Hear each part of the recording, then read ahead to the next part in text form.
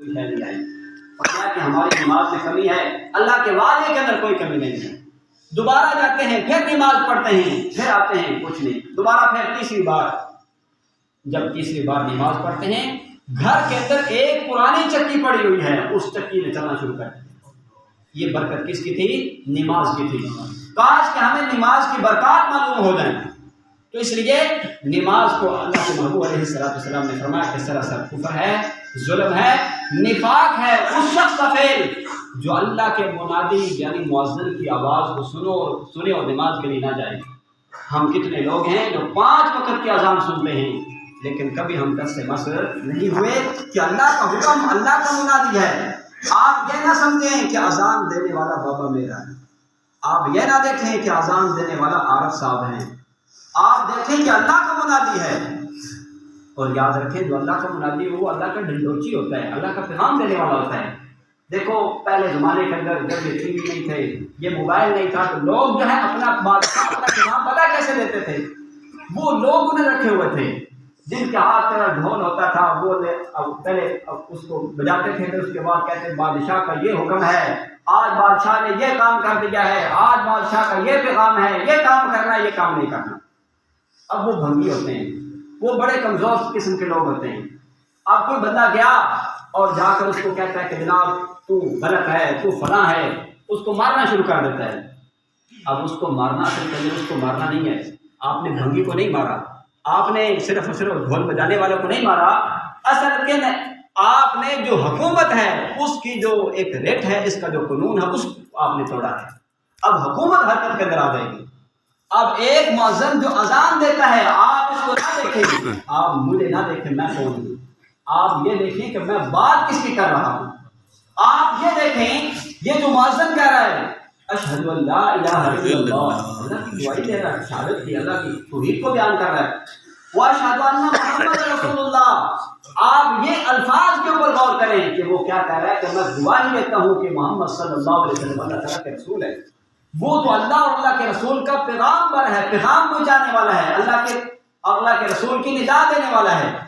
اور جب آپ سنتے ہیں اور پھر آپ لبیک کہتے ہیں یا اللہ میں حاضر ہوں، تو آپ جب مسجد کے اندر آتے ہیں، نماز پڑھتے ہیں، آپ کے سارے مسئلے اللہ تعالیٰ حل کر دیتے ہیں۔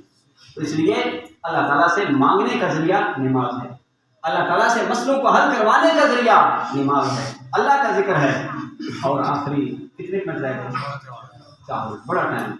تو بات کیا ہے؟ یہ ہم نماز کے اوپر آ جائیں، ساتھ ساتھ اللہ کا ذکر کرنے والے بن جائیں، ساتھ ساتھ اللہ کا ذکر کرنے والے بن جائیں۔ ذکر کرنے والا زندہ ہے اور ذکر نہ کرنے والا مردہ ہے۔ سارا دن گزر جاتا ہے، کبھی اللہ کا نام نہیں آتا ہماری زبان سے۔ میں نے ایک آدمی سے پوچھا، فضول لگایا پڑھا ہے؟ اس نے کہا کوئی نہیں پڑھے۔ میں اس نے کہا چل پڑھ صلی اللہ علیہ وسلم۔ بھائی ایسے کتنے لوگ ہیں جن کی سارا دن گزر جاتا ہے، کبھی درود شریف پڑھنے کا موقع ہی نہیں ملتا، خیال ہی نہیں آیا۔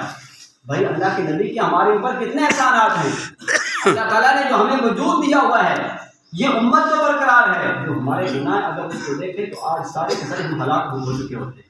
ہمارے استاد تھے محمد یعقوب صاحب رحمۃ اللہ علیہ فوت ہو چکے ہیں جامعہ شریف کے اندر۔ وہ فرمایا تھا جب انارکلی کے اندر میں وہ بازار تھا، اس کے اندر مدرسہ تھا، وہ کہتے ہیں جب میں یہاں پر عورتوں کو دیکھتا ہوں، رش کو دیکھتا ہوں، بے حیائی کو دیکھتا ہوں، میں کام جاتا ہوں کہ اللہ کا عذاب نہ آئے۔ پھر اللہ کی غفاری، اللہ کی ستاری کی طرف نظر جاتی ہے کہ اللہ تو کتنا غفور رحیم ہے، اتنے گناہوں کو دے کر پھر بھی اللہ تو عذاب نہیں دے رہا۔ اور یہ عذاب کیوں نہیں آ رہا؟ اللہ کے محبوب علیہ السلام کی دعا ہے کہ اللہ میری امت کو ایک اچانک حالات سے سب کو تباہ و برباد نہ کرنا۔ انفرادی طور پر عذاب آئیں گے لیکن اجتماعی اس امت کے اوپر عذاب نہیں آئے گا۔ وجہ کیا ہے؟ حضور نبی پاک علیہ السلام کی دعاؤں کا نتیجہ ہے۔ تو امت کے اوپر حضور نبی پاک علیہ السلام کے کتنے احسانات ہیں، لیکن ہم نے ان احسانات کا کیا حق ادا کیا ہے؟ جس امتی کو کبھی درود شریف پڑھنے کی توفیق نہ ہوئی ہو، جس کے اوپر اللہ کیا ادا کرتے ہیں، من صلی علیہ واحدۃ صلی اللہ علیہ عشرہ، جو بندہ میری ذات کے اوپر ایک دفعہ درود شریف پڑھتا ہے اللہ اس کے اوپر 10 رحمتیں نازل کرواتے ہیں۔ اور علماء فرماتے ہیں یہ درود شریف ایک ایسی عبادت ہے جو مستجاب ہے، قبول ہی قبول ہے۔ دن کو پڑھے، رات کو پڑھے، شام کو پڑھے، جس وقت بھی پڑھتے ہیں، نماز کا پتہ نہیں قبول ہے کہ نہیں، ذکر آپ کرتے ہیں پتہ نہیں قبول ہے کہ نہیں، لیکن درود شریف ایک ایسی عبادت ہے جو مقبول ہی مقبول ہے، اور اللہ تعالیٰ سب کچھ عطا فرما رہے ہیں۔ اس لیے ہم ذکر اللہ کا کرنے والے بن جائیں. اور یہ جو دن ہے آج کا، یہ احسان اور ہمدردی کا دن ہے. صحابہ کی ساری کی ساری زندگی احسان اور ہمدردی کے اندر ہے. وَيُؤْثِرُونَ عَلَىٰ أَنفُسِهِمْ، وہ اپنی ذات پر دوسروں کو ترجیح دیتے ہیں. وَلَوْ كَانَ بِهِمْ خَصَاصَةٌ، اگر خود اس کی حالت مند ہے. تو صحابی کے گھر کے اندر سری آتی ہے بکرے کی کہ حاجت مند ہے، اس نے سوچا کہ میرا تو کام چل جائے گا، پھر چلو کسی دوسرے کے گھر بھیج دیتے ہیں. وہ دوسرے کا گھر بھیجی، چلتے چلتے سال بھروں کے اندر چکر لگا کر پہلے صحابی جس نے آگے بھیجی اس کے گھر کے اندر پہنچ گئی. کیا تھی؟ احساس تھا ایک دوسرے کے اندر. ہمارے دین کے اندر مسلمان ہیں، ہمارا احساس ختم ہو گیا ہے. المسلم اخو المسلم، مسلمان تو مسلمان کا بھائی ہے. جب انسان مسلمان آئینے کی طرح ہے، جب کوئی عیب نظر آتا ہے تو آئینہ خاموشی کے ساتھ اس کو بتلاتا ہے. ہم سر عام بتاتے ہیں اور تمہارا غلطی پہ کرتا ہے، بہت بڑی غلط بات ہے. آپ پیار محبت کے ساتھ سمجھائیں اس کو. اس لیے آج کا دن اظہار ہمدردی کا ہے. یہ جو فطرانے کا ہے یہ اظہار ہمدردی کے لیے ہے. ہم جو خود تو عید کی خوشیاں منائیں تو اچھے کپڑے پہنے. اور آخری بات کہہ کر بات کو ختم کرتا ہوں، عید اس کی نہیں ہے جس نے اچھے کپڑے پہنے تھے، خوشبوئیں آپ نے لگا لی. بھائی عید اس کی ہے جو من خاف الوعید، جو اللہ تعالیٰ کی وعید سے ڈر گیا، جو اللہ کے خوف سے ڈر گیا. بھائی اس کی عید ہے جس نے نماز پڑھی ہے، جس نے روزے رکھے ہیں رمضان شریف سے، جس نے تراویح ادا کی ہے، جس نے قرآن سنا ہے. بھائی اس کی عید ہے آج. باقی ٹھیک ہے آپ عید کر کے اچھے کپڑے پہن کر آپ یہ عید والوں میں آپ شامل ہو چکے ہیں. آپ عید آپ کی نہیں، اصل کے اندر خوشی اس لوگوں کی ہے جنہوں نے اللہ تعالیٰ کے حکم کو پورا کیا ہے. اس لیے ہم کیا چاہتے ہیں کہ ہم نہیں کرنا چاہتے. بھائی آپ کی عید تب ہے جب آپ ابھی بیٹھ کر اللہ تعالیٰ کی بارگاہ میں توبہ کر لیں. یا اللہ میری جو کوتاہی ہوئی، ہم یا اللہ معافی مانگتے ہیں، یا اللہ ہم کو معاف کر دیں.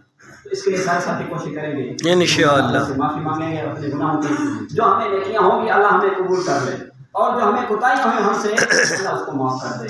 واخر دعوانا الحمدللہ رب العالمین.